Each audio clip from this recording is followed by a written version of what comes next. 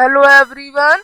आज हम द दिल्ली सुल्तान की वर्कशीट 12 करेंगे जो कि 1 सितंबर की है, सोशल साइंस की क्लास 7 की। तो यहाँ पर हम कुछ मस्जिद की पिक्चर देख सकते हैं। यहाँ पे कुछ रिलेटेड इंफॉर्मेशन है उस पीरियड के कंस्ट्रक्शन से, जैसे कि कवात अत इस्लाम जिसे जामा मस्जिद कहा जाता है, बेगमपुरी मस्जिद, मोठ मस्जिद और मस्जिद ऑफ जमाली कमाली। तो द अली दिल्ली सुल्तान, जो अली दिल्ली सुल्तान थे, specially Iltutmish favour their special slaves, वो अपने कुछ स्लेव्स को फेवर करते थे, और appointing aristocrats and landed chieftains as governor. और वो क्या करते थे, एरिस्टोक्राफ्ट्स को और चीफ टेन्स को अपना गवर्नर बनाते थे। क्या बनाते थे, अपना गवर्नर बनाते थे। तो आगे कहा गया है कि they were purchase for military service, वो मिलिट्री सर्विस के लिए खरीदे जाते थे। कॉल बंदागन इन पर्सियन, बंदागन जिन्हें कहा जाता है पर्सियन में।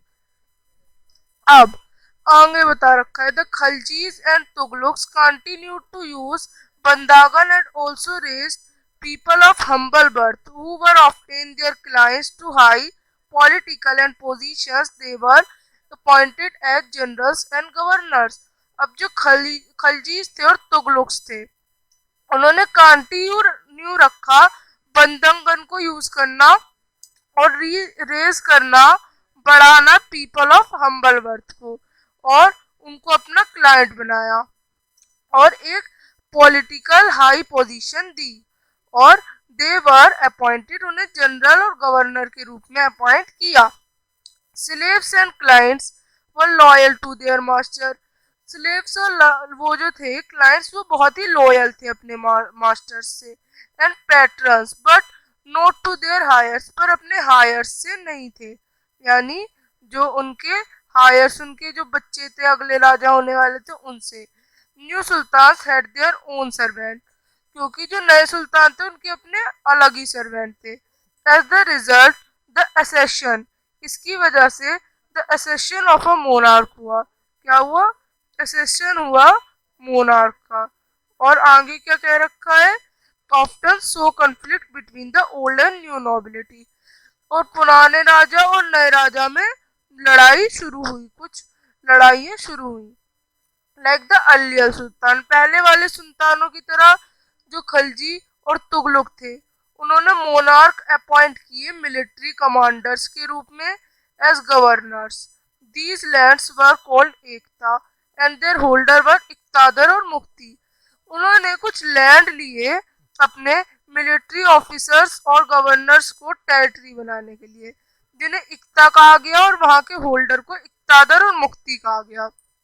अब मुफ्ती की ड्यूटी क्या थी, मिलिट्री कैंपेन को लीड करना और लॉज और ऑर्डर मेंटेन करना इक्तास के। इन एक्सचेंज, इसके बदले में देयर मिलिट्री सर्विसेज द मुफ्तीज कलेक्टेड द रेवेन्यू, वो रेवेन्यू भी कलेक्टेड करते थे। They also paid their soldiers from these revenues, और इन्हीं रेवेन्यूज से अपने सोल्जर्स को पैसे देते थे।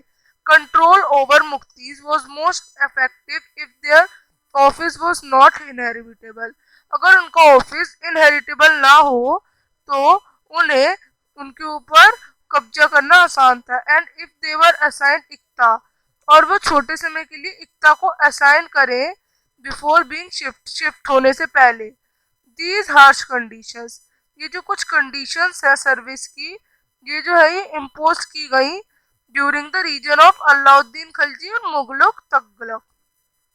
अब अलाउद्दीन खलजी की जो स्टेट थी, उनके अंदर 3 टैक्स थे। पहला अपनी कल्टीवेशन पे, जिसे खराज कहा गया। दूसरा अपने कैटल पे, जो आपके एनिमल्स होते हैं उन पे। और तीसरा घर पे। तो ये पढ़ा हमने। अब questions, if you were an इक्तादर in the sultanate period which duties you would have to perform, अगर आप भी एक इक्तादर होते तो क्या करते। The duty of Iqtadar or Mukti was to maintain law and order in their Iqta. So I will do that. In exchange of their service, They collected revenues of their assignments as salary. They also paid the soldiers from the revenue they collected. Lead the military campaign.